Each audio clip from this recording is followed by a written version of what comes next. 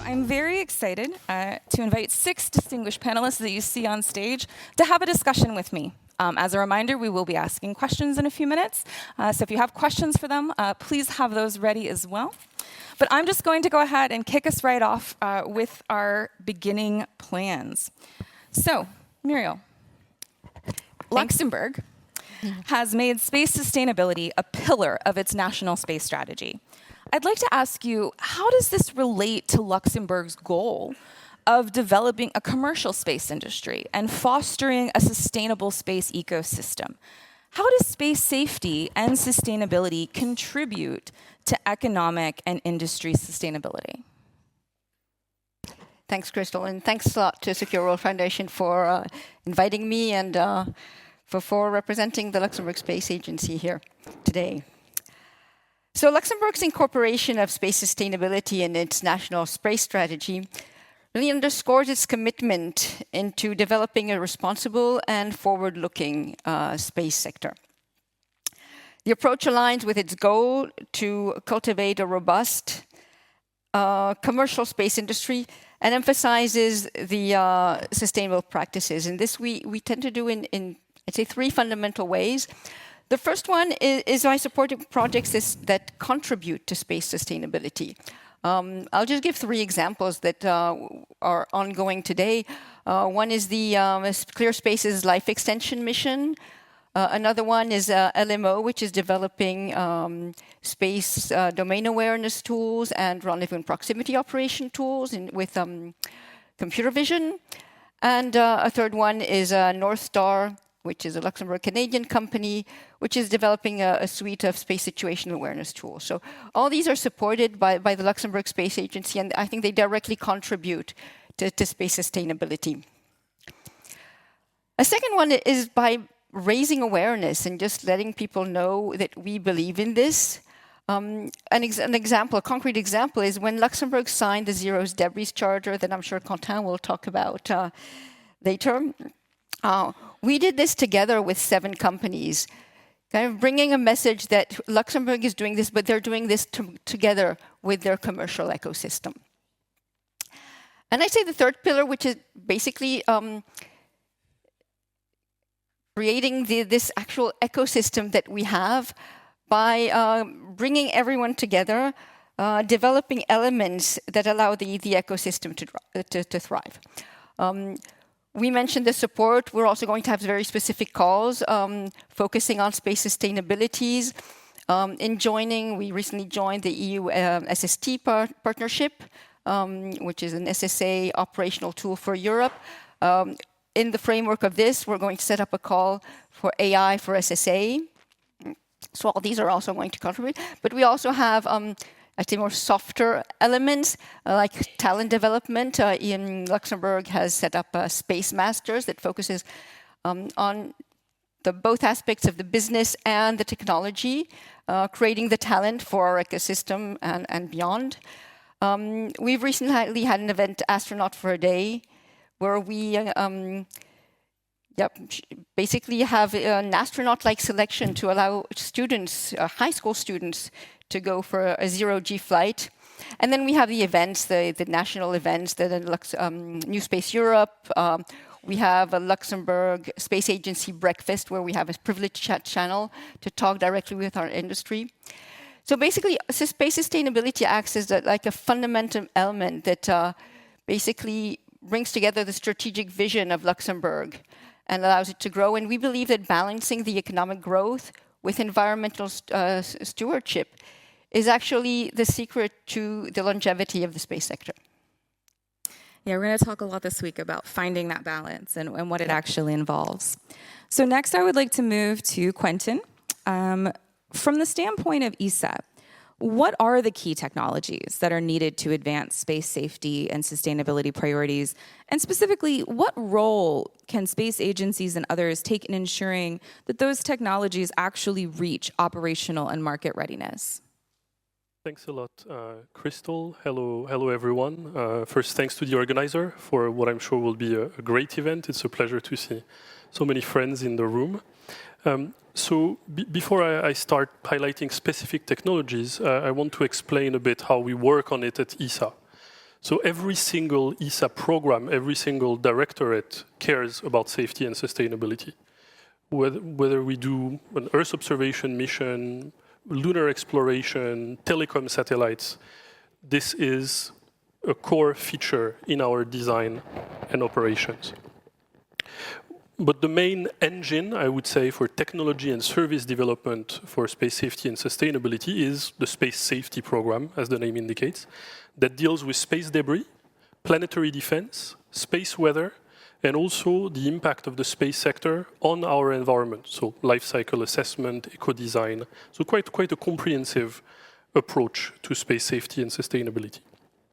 And as part of this, we have a part of the program that I want to emphasize that we call ADRIOS, one new acronym, Active Debris Removal in Orbit Servicing. That is where we have all these missions that deal with this subject. To highlight precisely key technologies we are working on. One of the first pillar is all our effort on collision avoidance. And for that, we invest heavily on laser technology. First, for precise tracking, we have made a great partnership with the company Digos that has demonstrated laser tracking. And we are now moving to laser momentum transfer to be able to do collision avoidance between two debris, typically, that cannot on their own act. We are also developing, as part of a mission called CREAM. So I always forget the acronym, but it's collision risk estimation. It's about avoidance. It's basically developing tools, onboard software, onboard tools that would allow automated collision avoidance. So this is the first pillar, collision avoidance. And the second pillar is about demonstrating standardized interface for everything that concerns the removal of prepared target as well as other type of in-orbit servicing. And I will highlight three pillars. Something, we love puns at ESA, an interface, a handle that you put on a satellite that is called mice, and a satellite that is called cat, that is basically the grapple to grab the mice. So the name is a bit amusing, but it's a core technology for us because we want all our missions to be at least prepared for removal. The second aspect is our work on standardization for refueling and AOCS takeover as part of our RISE in-orbit servicing mission. And we are already, based on industry proposals, supporting future building blocks for a circular economy in space that could include refurbishing, recycling, manufacturing. We are already now investing in industry-driven proposals on that. But one point that I want to emphasize also, and jumping on what Muriel and Crystal said, space sustainability is not only the business of institutions. Our job is to make sure that the initial funding, the initial efforts, when something is not commercially viable, can be started. We can shoulder that risk. But this is not the end goal. The end goal is to make sure that technologies are available and that they're affordable. And for that, there is only one way. It is to find a way to commercialize them. So we are here to, let's say, protect you from that initial risk of developing cutting-edge technologies on space safety and sustainability, but then the ball is in your court. And the Zero Debris Charter plays a big part on this, and I can come back to it later. Thank you. Thank you very much, Quentin. Yes, exactly. There's so many things I want to follow up on there. I have to admit, I wasn't actually aware of cat and mouse, and I may have found my new favorite space mission. So that's pretty exciting. Now I want to turn. You give me a perfect jumping off point to turn to my next set of panelists. I want to turn to the industry perspective. Philippe, I'll start with you. A similar question, but coming at it from your company's perspective as a satellite and space technology operator and manufacturer, among many things. What do you consider the key technologies that are needed to advance safety and sustainability priorities? And specifically, what insights can you give us around the steps that are necessary to ensure that those technologies actually reach this stage? Do you agree with Quentin's assessment of how that might work? No, definitely, and it's key to have our institutions supporting industry, in particular in the first steps, and also accompanying all the let's say the developments. First, rebounding on what Quentin said about Vigil, for example, we are leading the Vigil satellite with ESA, and again, it will be, let's say, a key asset for going further into space weather forecasting with respect to 24/7 operational space weather knowledge, characterization of the events, being, let's say, more resilient and stronger to resist to the space weather events. So it's a key future asset. Of course, we are working also on sustainability in, let's say, various dimensions. First, we comply with the Loi des Opérations Spatiales and a certain number of key regulations from Europe with respect to a sustainable space, sustainable development, and also sustainable orbit management. And when you decompose a sustainable orbit management, you can also go through several dimensions. We do work on a certain number of not only technologies, but system designs which are resilient, for which the life cycle is not too short. I don't want to compare to a certain number of other, let's say, satellite operators or providers, but the longer the lifetime, of course, the longer the sustainability and the less you have, let's say, recomposition or deorbiting needs, etc. So we work on, in particular, longer life cycle, longer lifetimes, both in LEO, in MEO, and in GEO orbit. We are working on stronger resilient technologies, so learning from the past, qualifying technologies for as long as possible lifetimes. And here this comes from parts, materials, processes, electronics, solar arrays, batteries, propulsion, etc. We are working also on enablers to facilitate end-of-life activities and actions through passivations, through embarking, for example, and we will prove that soon, detumbler devices.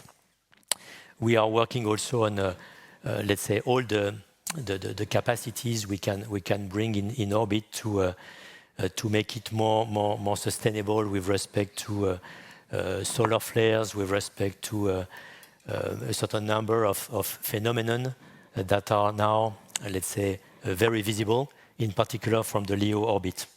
I would like to insist also or stress the need to have a unified regulation compliance. Currently, we see a lot of initiatives, in particular in Europe, like the EU Space Act, like the ESA initiatives, like some other member states' initiatives. But if we are not all buying in, adhering and complying to a certain number of basic rules, then it will still be the Far West, and we will not get towards, in particular, as soon as possible, sustainable orbit management. Thank you so much. You brought up so many great points. I think we often forget about life cycle extension in a more traditional manner when we talk about space sustainability, but of course, that's an incredibly important issue. I also love that you brought up space weather. At Secure World Foundation, we absolutely consider space weather a sustainability consideration for the environment. And so it's great to hear about some of those efforts. I now want to turn to Joseph. Amazon Kuiper is currently developing a very large constellation, what some call a mega constellation, although of course we do not, in LEO. Your role focuses specifically on ensuring space sustainability and safety in the operation of the constellation. What do you consider the biggest challenges currently posed in the space environment for these kinds of constellations? And what do you believe the key technologies and services that your company may need to accomplish that space sustainability and safety mission? Well, thank you very much. Thank you very much, Crystal, for having me. It's always a pleasure to be here at your wonderfully organized event. And being here as a repeat guest is really a true pleasure for me. So, like you said earlier, mega constellation is not really a term that we like because it turns out it was a clickbait invented term about 10 years ago. And from me, for a technical perspective, it means 1 million. And we're far away from launching 1 million satellites, right? Okay, thank you. So At Amazon Kuiper, as you all know, we're developing a LEO constellation to bridge the digital divide to connect over 2.6 billion people, according to the ITU, who do not have reliable broadband and internet connectivity. And that is truly our mission. And we're making a very large investment to make that happen, to bridge that digital divide. So that's we're investing into building a NGSO or LEO constellation. That's what we call it. And because of our investment, we need to protect that investment for the long term. And so when I joined about 1.5 years ago, Amazon Kuiper, it turns out to be that space safety and space sustainability are really key terms in how decisions are being made, how satellites are being designed, and how they're being operated.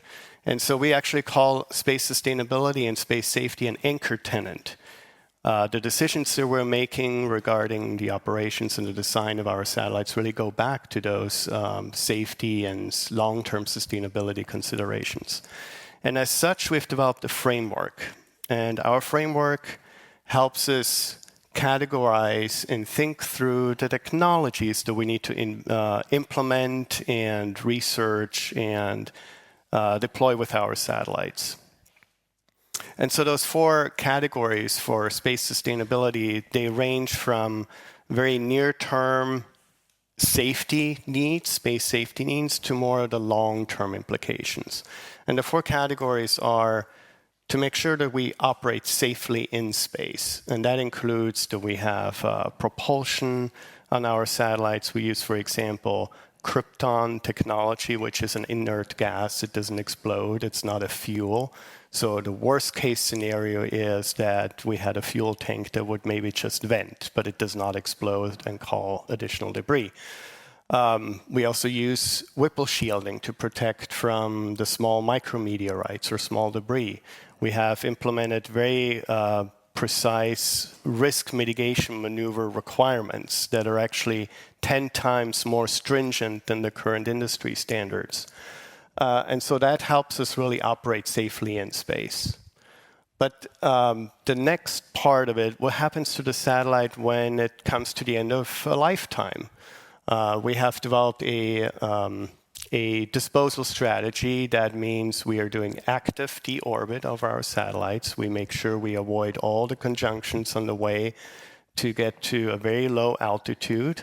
And around 300 or so kilometers, the satellite starts to demise in the atmosphere. And we make sure that our satellites are designed so that we don't hurt anybody on the ground. We don't have any large energetic pieces landing on the ground. So that's a very specific design choice that we make. But secondly, you might also wonder, well, what happens to these satellite particles in the atmosphere? Well, that's really a lot of ongoing research that still needs to happen.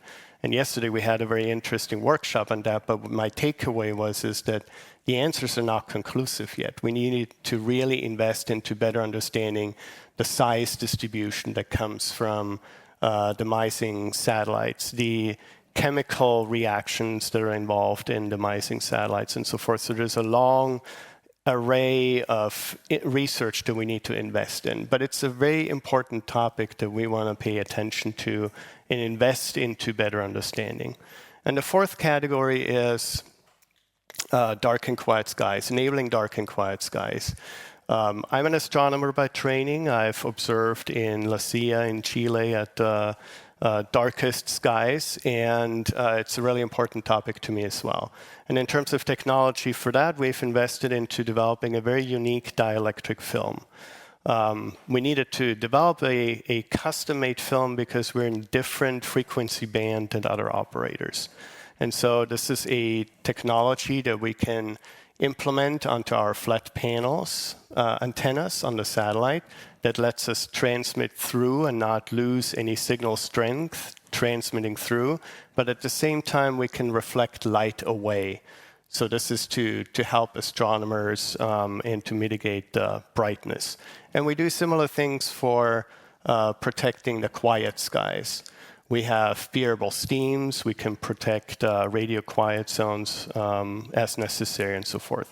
So we've invested actually in a number of different technologies that are really important to maintain the long-term sustainability, but also doing the tactical things that help us with the immediate, sustainable, and safety operations in space.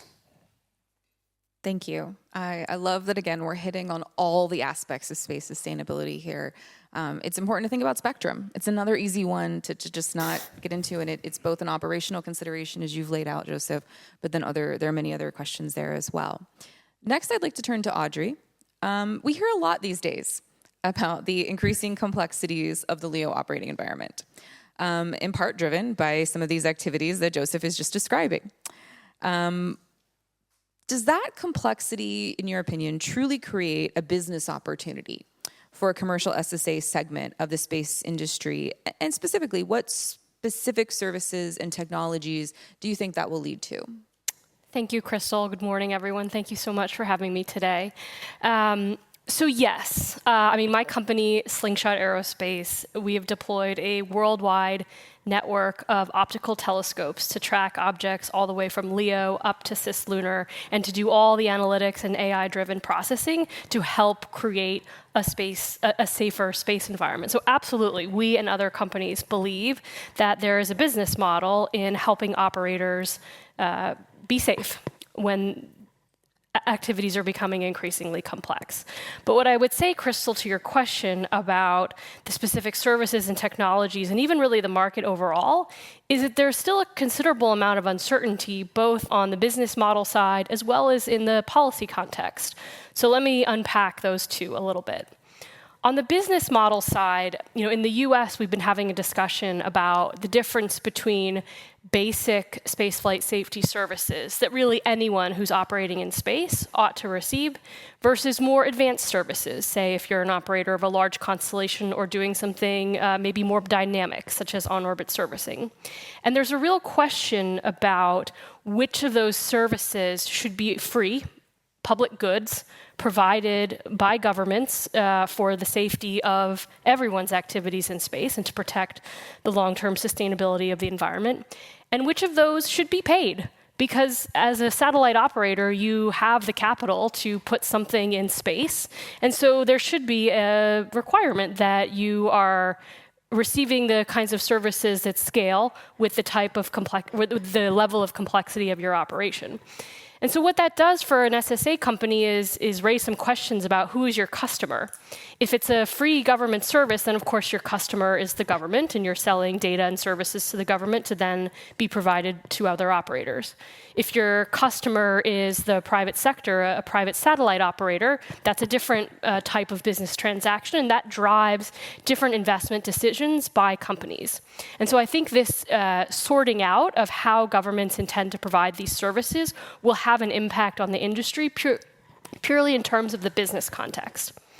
Related to that is really the policy context. And Philippe mentioned earlier the need to follow, everyone in operating in space following the same types of rules. One I want to specifically highlight is the sharing of positional information. This is not a requirement today by any government, but it is one that is often talked about as a best practice, that if you're operating in space, you should know where your satellite is, and you should share that information with other operators. If that were a policy requirement, that would drive different investment decisions by SSA companies, because now our tracking services are focused more on confirming that satellite operators know, in fact, where they are, and then tracking cooperative objects, whether those are objects by operators who choose not to share or debris. And that's a different technology than tracking. It's not completely different, right? But it's a slightly different focus of investment than tracking operational active satellites who know where they are. And so I bring this up because for the policymakers in the room, if you want to provide stability and certainty and the ability for SSA companies to make long-term investments, we really do need to sort out these two pieces, the business context and the policy context. Great, thank you. You hit on something actually several of our audience members have started asking questions about. So I think we might come back to a few of those points. And Audrey, I appreciate how your experiences are informed by your current role, but also your prior work in government. So thank you for sharing your insights on how you think some of that might proceed. To close out our introductory round of questions, I want to turn to Jean-Luc from EXOTRAIL. As an end-to-end space mobility operator, how does the increasing complexity of operations that we've been talking about in the space environment, how does that create opportunities for space mobility capabilities? And which of those capabilities do you think are on this critical path for space sustainability that we're talking about today? Yeah, so thanks, Crystal. Once again, thanks for the invitation to, let's say, to speak about that very important thing today. The motto of our company is to deliver mobility capabilities for a secure and sustainable space. So you understand that sustainability is at the heart of our mission, of our strategy, and of our execution. We became a space operator 2 years ago with our first satellite, our first in-space services satellite. And what we learned from that is that I think it starts with the right knowledge of where are the objects in space and what are the size of the objects. So I think when you are a space operator, it really starts with this knowledge.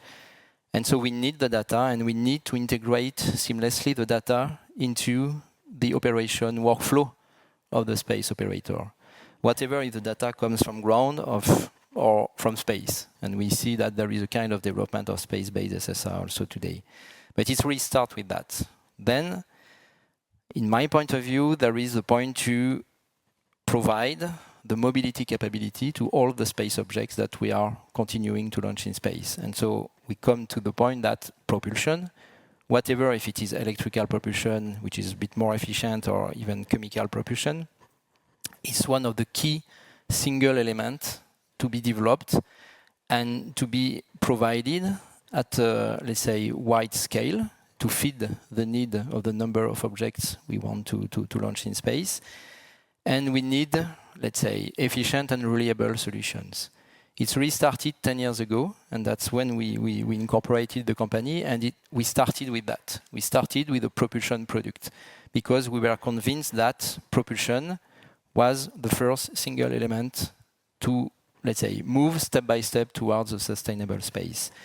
10 years after, I think we start to have reliable solutions available on the market and available at scale. It's very important because behind this word, there is an industrialization topic. And we are not so many players around the world now able to provide this kind of capabilities, but it's coming, which is a very good thing. Then there is, which is for me the end goal, which is to master the proximity maneuvers and docking operations. I'm saying that because I am an engineer. When you are designing a system, you are designing it with what is available in the ecosystem.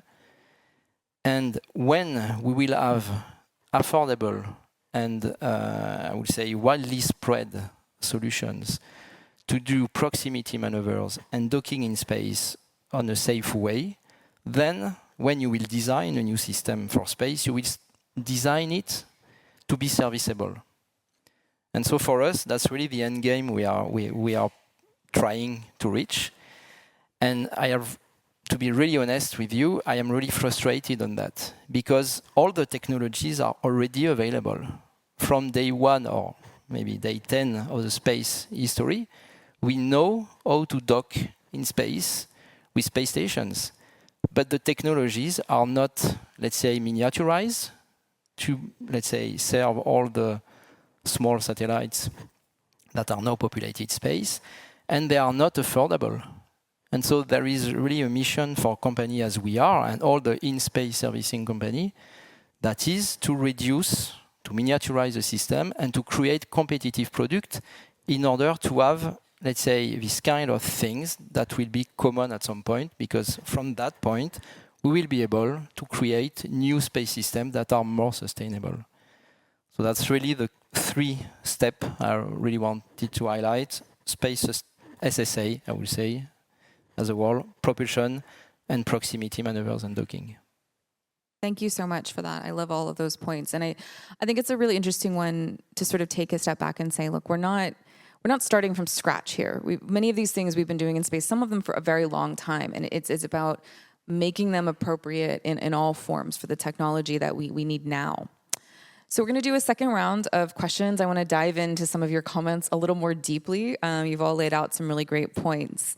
We're going to start with Quentin. Coming back to you, as you alluded to, let's talk about the Zero Debris Charter, which is a very specific approach. Operating missions by 2030 free of debris creation is a fantastic goal and would go a long way towards ensuring space sustainability. But is this actually even possible?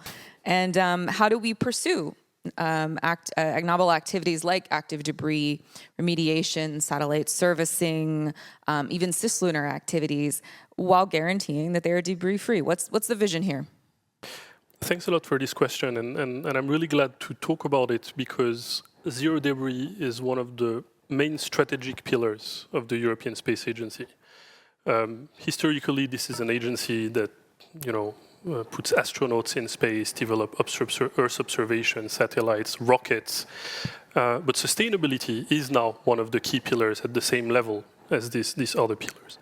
And the history of zero debris started 4 or 5 years ago when our Director General wanted indeed to send that message and to show that there are a lot of interest around this topic, there are a lot of things happening, but it's time to really act. And whether others are acting yet or will act later, acted in the past, didn't matter to us. We want just to do what we think is right. Lead by example is the terminology that the Director General likes to use.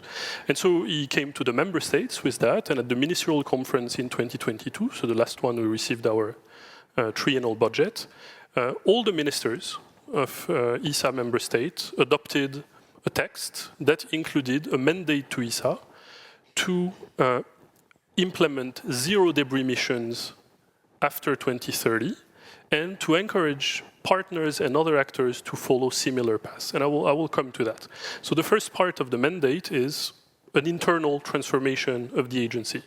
This is what we call the ESA zero debris approach. And I insist on the ESA in front. This is first our own business to try to show the example.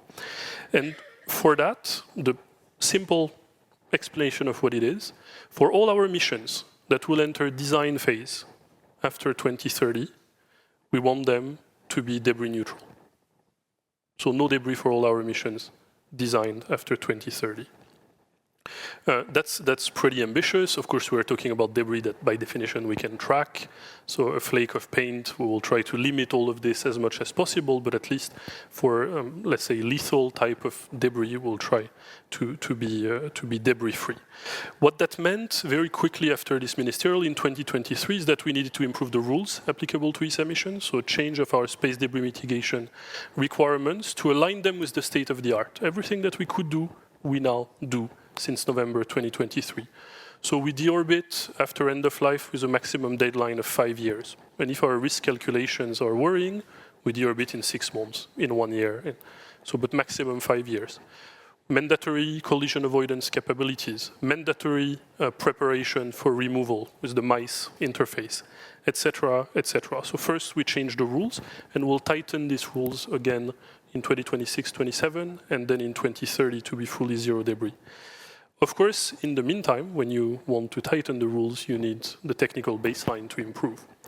And this is the other key pillar, is that we are actually, member states are actually investing a lot of money in technologies to really make that possible. What I mentioned earlier is maybe 10, 20% of what we do. We have, throughout the agency, it's a bit hard to prejudge what we'll get in a 1 month in the ministerial, but at least even in conservative projections, hundreds of millions on in-orbit servicing, hundreds of millions for a 3-year period on basic technology development for space safety and sustainability. So this is a massive commitment of the member states on that. And really across all directorates, our transportation directorates, is investing a lot in in-space logistics and combining what we do in in-orbit servicing at the space safety program. That includes also dark and quiet skies. So all this connects sustainability topics are part of our plans.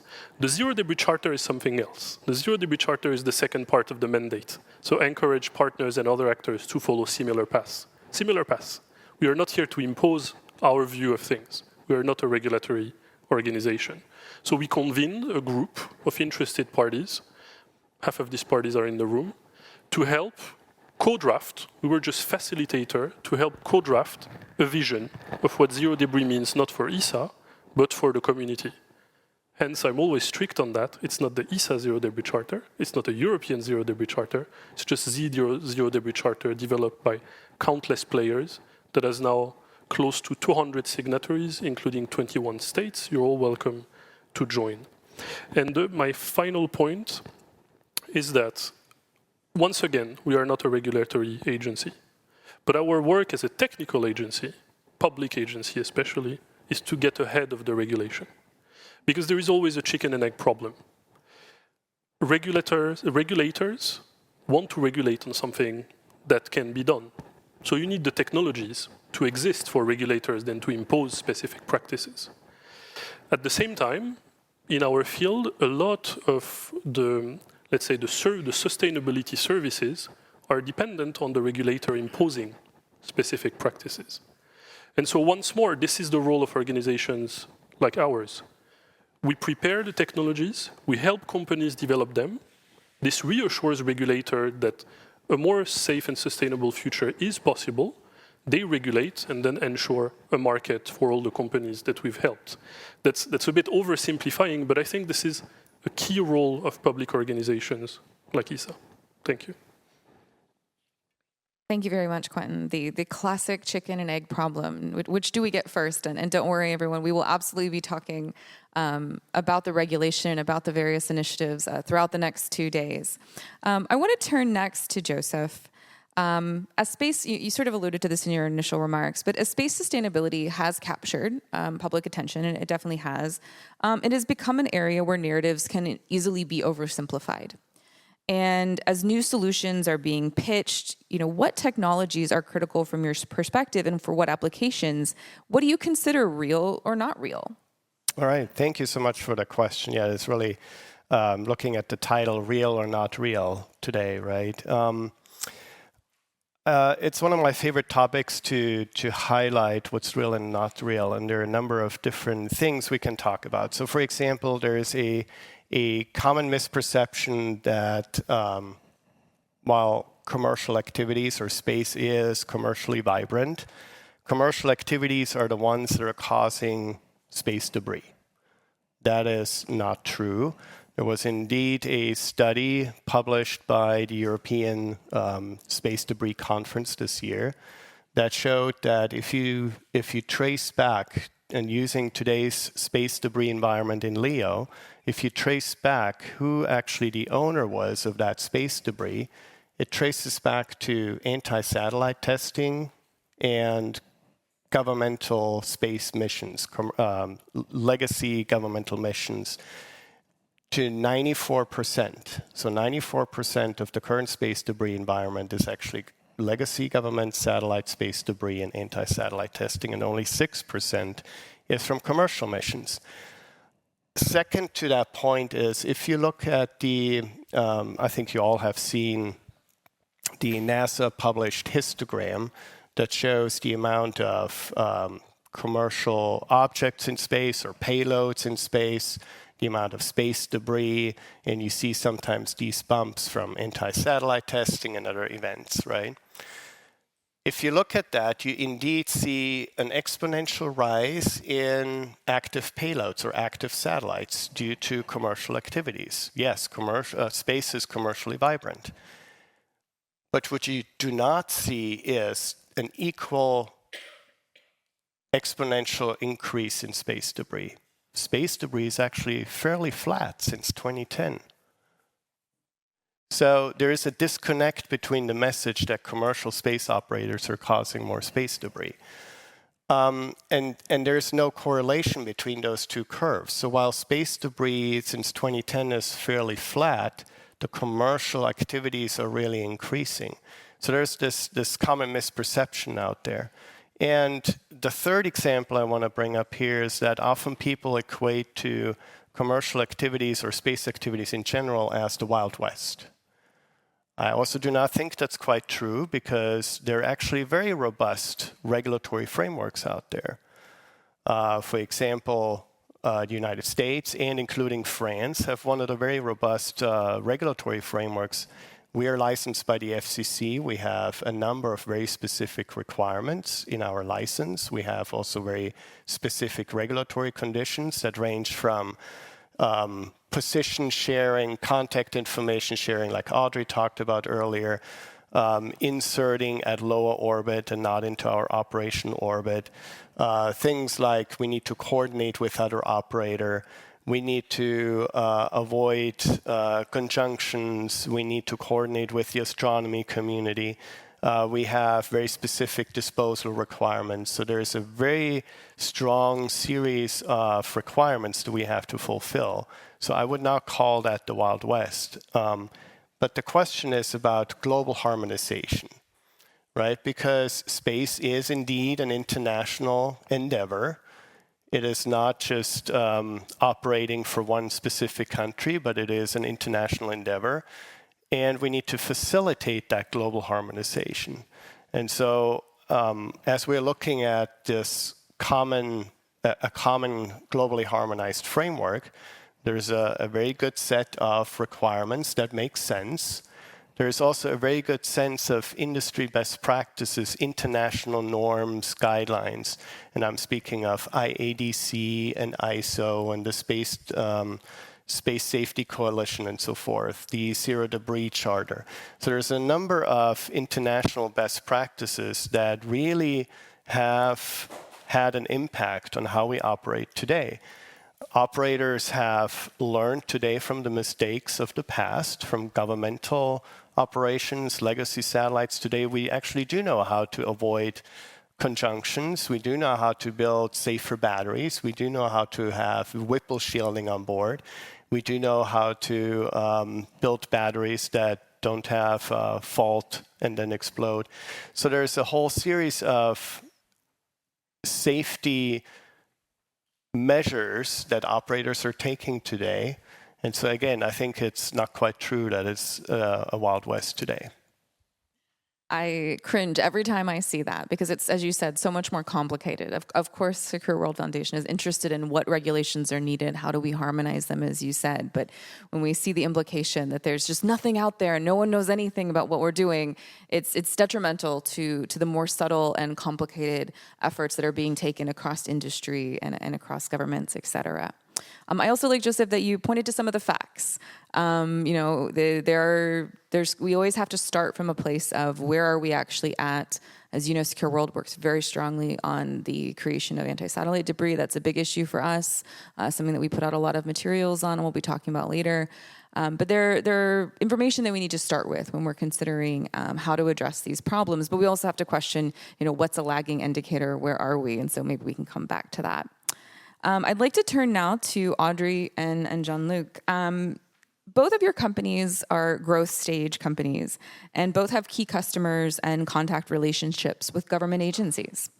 I wanted to understand from you, is that enough to be a viable business in space sustainability? And if it's not, how do you leverage that initial government support that Quentin was mentioning into expanding into a broader commercial service? What are your priority areas, for instance, for partnership? Audrey, I'll start with you. Okay, sure. Thanks, Crystal. I think most SSA companies would consider their technologies and services to be dual use. And in this context, what I mean by dual use is able to serve both government as well as commercial needs. And in fact, in the government, of course, they can serve both civil purposes as well as defense purposes, because going from space situational awareness to space domain awareness is sort of just the next step up. But here, when we talk about, is government investment or are government customers enough, the fact that we are pursuing both government business and commercial business probably gives you some clue to the answer of whether, just serving the government customer is enough. I think all of us believe that there should be additional market opportunity by serving the commercial sector. But what I would say here is that the commercial market is not a free market in this particular sector. I mean, space, as Joseph just said, is very heavily regulated, regardless of whether we, have all the rules we need for everyone following common standards, et cetera, et cetera. The fact of the matter is governments play a very heavy hand in the space sector, whether that's as a regulator of their national space activities or as a funder. I mean, Quentin raised a number of ways in which the government is sort of putting money into different technology areas.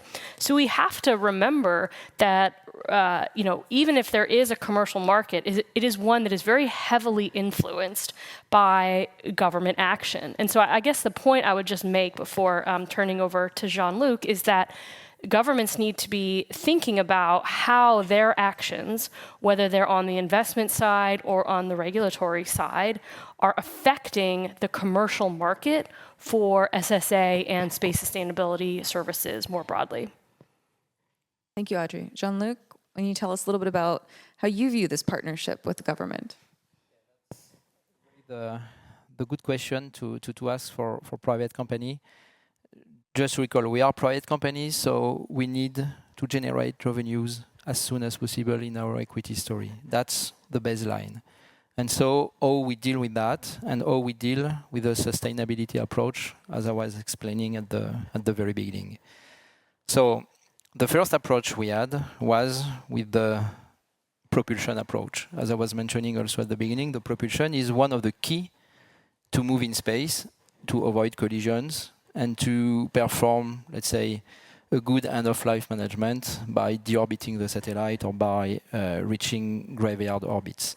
So we started with that. It's a product. It's available. We are generating revenues with that. It's a first step as a private company.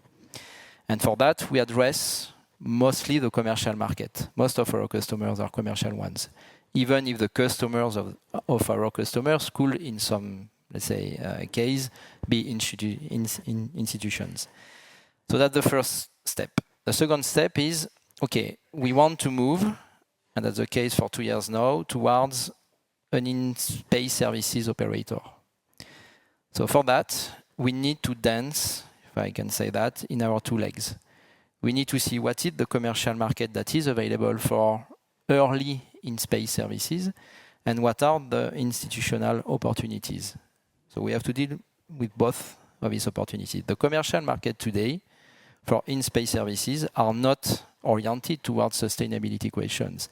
That's mostly in-orbit demonstration, satellite deployments, and I would say that's all. So we are trying to catch that market. And we need to catch some, let's say, institution opportunities. So that's true, there are some this kind of opportunities. Quentin was mentioning some of them. I really hope that it will really materialize in the coming months and years. In France too, we have some very good support for that. But these kind of opportunities are more singular opportunities. It's very good because it will help us to gain maturity on that, but it remains singular opportunities that are very difficult to catch and that will take a long time to be executed. Then we could think about, okay, what are the commercial operators and what could be their needs? And I think I would like to dissociate a bit the very big ones, SpaceX and my right colleagues, to come. Probably they are going to handle the same sustainability question by themselves. Starlink is already doing that. They are doing thousands of collision avoidance. They have developed probably all the, let's say, software layer, probably even on board all the satellites to decrease the probability of the collisions, which is very good. And I'm pretty sure that Kuiper will do the same. For them, I would say, for companies as we are, the opportunities are very limited, I would say, to provide services. So then what are the two commercial use cases that seems to appear for the other space operators? I see only two. The first one is life extension of geostationary old satellite. In the new, let's say, telecom business, there is an interest to extend a bit the life of the very old satellites that are mostly the ones with chemical propulsion, waiting probably a better stabilization of the market. So for the space operator that has already a fleet of GEO operator, they are a bit waiting what is going to happen. And so there is an interest to continue to monetize their satellite. So it could be one of the use cases that could be addressed by private companies. Up to now, there is only one that has done that, which is Northrop in US. And I don't think it was the most affordable solutions. So there is still room for companies that we are, but it's going to take a long time to develop the technologies and to demonstrate that we're able to do that on a safe way. In low Earth orbit, there is potentially the second use case, which is, okay, constellations are coming, or for some of them are already here in low Earth orbit.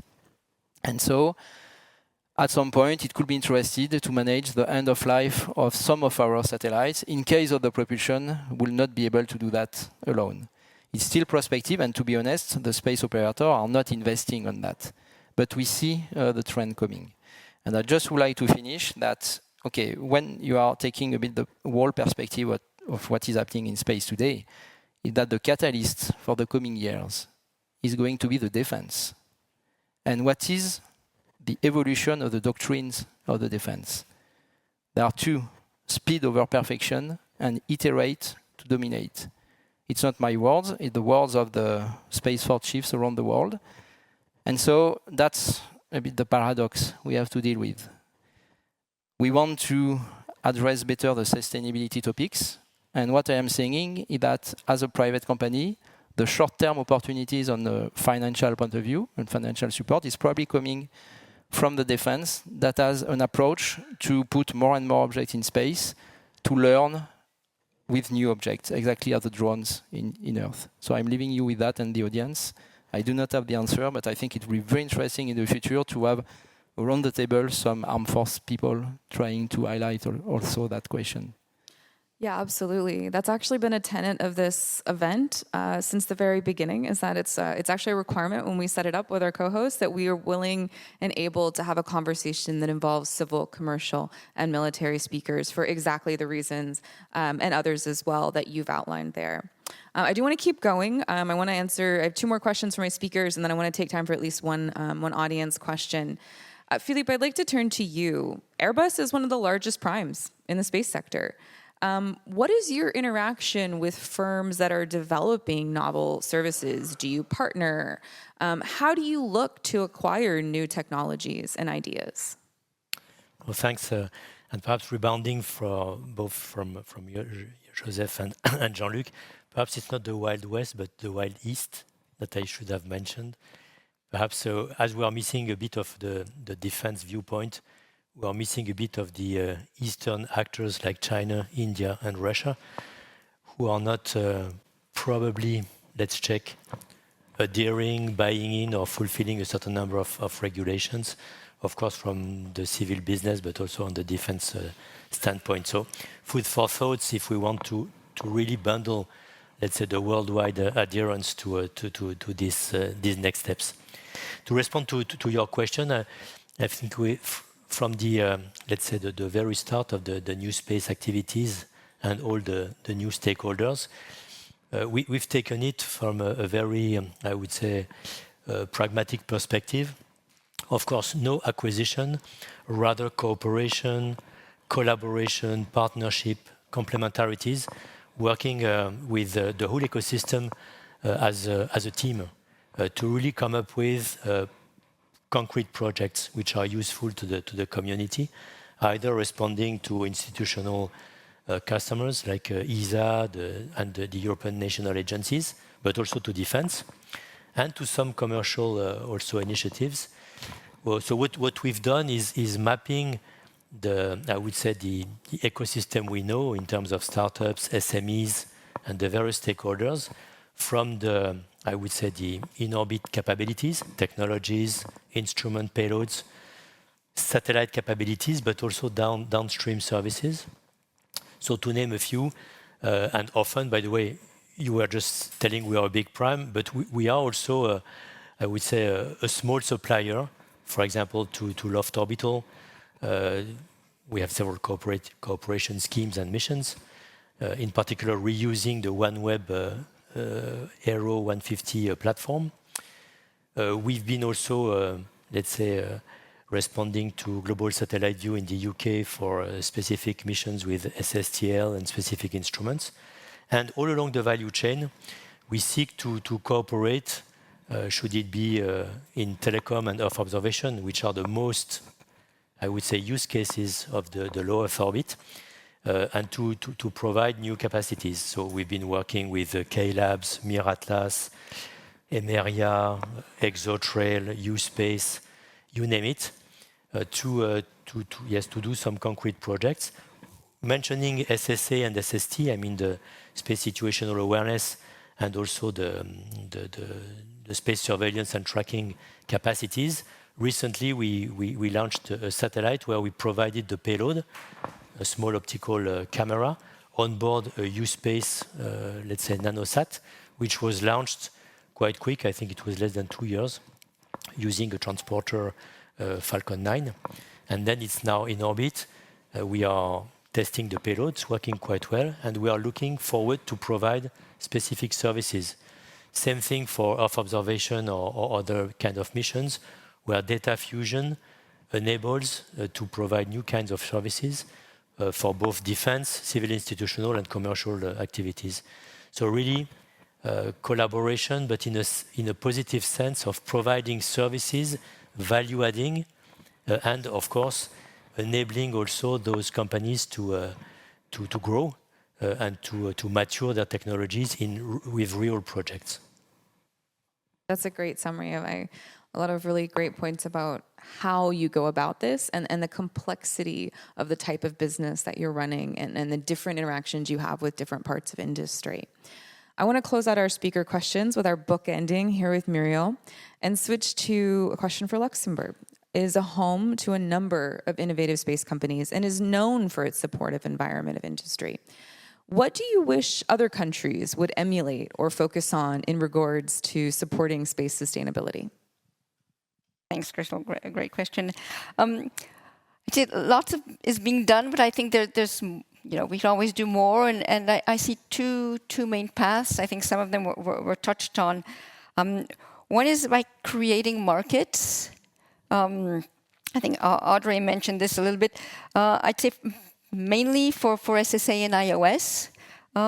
There are good examples of this in the EU Space Act, actually, where it's paving the way for SSA markets by requiring operators to adhere to an SSA provider. I think we can probably go further in, as Audrey was saying, clarifying exactly how far the public service will go and allowing the commercial sector to be able to develop the right tools. And as well, they're paving, they're setting up the framework to have serviceable satellites and saying that's going to be a need by a certain date, that satellites will be have to be serviceable to be launched. So I think there's a great examples of creating markets through policy. The second one is by support in the form of demonstration missions or creating the technological demonstrations for commercial markets. Not necessarily individual companies, but we do this a lot through ESA, through typically the in-orbit servicing missions RISE or the active debris removal from clear space that's ongoing now. There are examples at the European Union level as well with the ISOS for I. So I think these are all great ways where developments are being brought forward by countries or consortium of countries, but they are really paving the way for commercial services.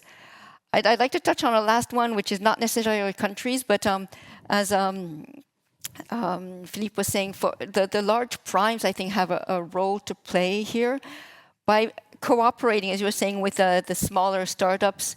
I think we had an example. I can't say Intelsat and Northrop Grumman either one were startups, but their experience actually made this extension mission that actually happened feasible, I think, without the expertise of these primes and the expertise of Intelsat as an operator. Maybe this wouldn't have happened as easily. So I think having that know-how in-house that can kind of transpire to the smaller startups is fundamental. And I think that's another point where we can touch and maybe see more cooperations. And it's good to hear that it's actually happening. Thank you so much for those insights. We are getting very close to time, so I'm going to ask two final questions very quickly. I do want to come back to one point that was raised earlier that I don't think it's talked about enough, and we have a great audience question on. So this is open to one or two of you on the panel, whoever is most interested in answering. Specifically returning to position navigation and timing and the importance of that in the context for space sustainability and how it is critical to tracking objects in space and avoiding collisions.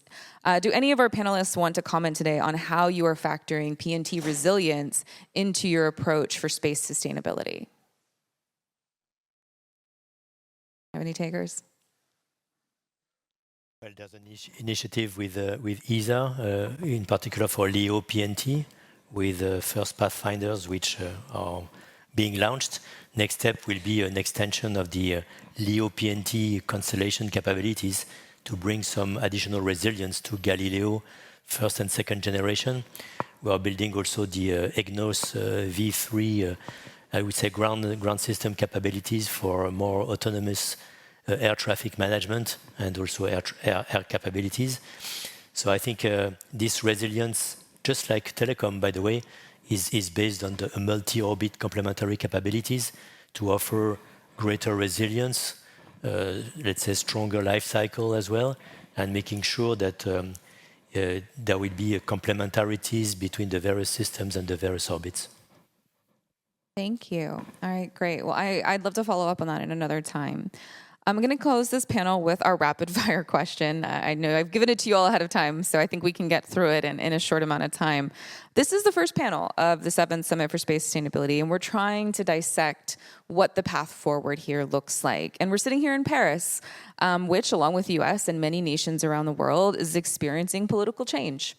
I'd love for you to think back over this conversation and just 30 seconds, what is the one thing, whether it's a technology, a model, a policy, et cetera, that you think the space community needs to come together to try to make positive steps towards this safe, secure, sustainable future that we would all like to see? And I think I'm just going to go down the row, so I'll start with Quentin, put you on the spot first. Thank you. And actually, that allows me to answer Jean-Luc. What kind of grim picture on life extension, debris removal. We are much more optimistic about that. And I think one tangible thing that we should demonstrate is our ability to remove something from space.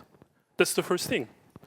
And as a matter of fact, one key element of zero debris in 2030 at ESA, the Director General says it all the time, is all objects that ESA will develop after 2030 will have a requirement of mandatory removal in case they fail to deorbit by themselves. As simple as that, mandatory removal.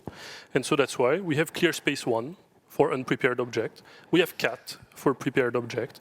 We have life extension mission like RISE. And the positive thing with that is that these 3 missions will be launched and actually demonstrating their capability around 2028, which is really not far off. And I'm glad Muriel mentioned that. We are working also into a greater integration hand in hand with our friends at the European Commission, who has also amazing ambitions with ISOs. And we are really glad that all main European space players come together in that, of course, with our great industry. Thank you. Audrey, what's your one thing? I'll be brief. I think it's global policy and regulatory harmonization around rules of the road for operating safely in space. All right, Philippe? First, sustainability in space. We talked about lifetime, passivation, re-entry, etc. Second is sustainability for Earth. I think we should not underestimate the climate monitoring, but not only monitoring, moving to climate action, compliance with respect to regulation. And third, the sustainability in product development. I think this was mentioned with respect to building for a safe product, safe operations, and also the right technologies to get there. Fantastic. Jean-Luc? Yes, to answer Quentin's remark, it's very good that all these opportunities are popping. We are going in the right direction. I personally think that it's going to take much more time than what we think. Coming from the execution world in a company, I think it's going to take more time. But we need these kind of opportunities, no doubt on that. And just to finish, once again, do not forget the defense impact in the coming years. How we are dealing with the impact of the geopolitical situation in the world, that will invest a lot in space with an approach which is iteration and speed over perfection. Thank you. Joseph? I would say long-term and enduring transatlantic partnerships. Amazon Kuiper enjoys the partnerships with Arianespace, the launchers that we procured, and the partnerships beyond gravity for our suspensors, and our investments in partnerships with over 50 small and medium enterprises, helping Europe build a long-term and vibrant space economy as well. So that long-term enduring transatlantic partnerships is key. Thank you. And Muriel, what's your one thing that we absolutely cannot do without? It's hard to pick one, but I'd say action, definitely. Let's fly these missions. Let's go ahead and get the industry can do this and move forward. And I hate to just pick one, so I have to add education. I think we saw the technological challenges. We can do this with more engineers. We discussed yesterday, mentioning the workshop on atmospheric impact. So we need chemists, we need engineers to get things into space. So let's make it happen. All right. Well, I couldn't agree more. So I want to thank you all for being here through our first coffee break of the day. Thank you to my panelists for what was exactly what I was hoping for, a really diverse, engaged conversation with a lot of really great points. I know I'm going to spend a lot of time looking over all of your remarks and coming up with what I think the final takeaways are, but I know we hit on a lot of really great points, and everyone will be returning to this topic tomorrow afternoon. So thank you again to my panelists. Thank you to my audience. And I now want to invite you to join us for our coffee break today. We will be moving downstairs, so right where you came in, please enjoy our first networking break of today. Thank you so much.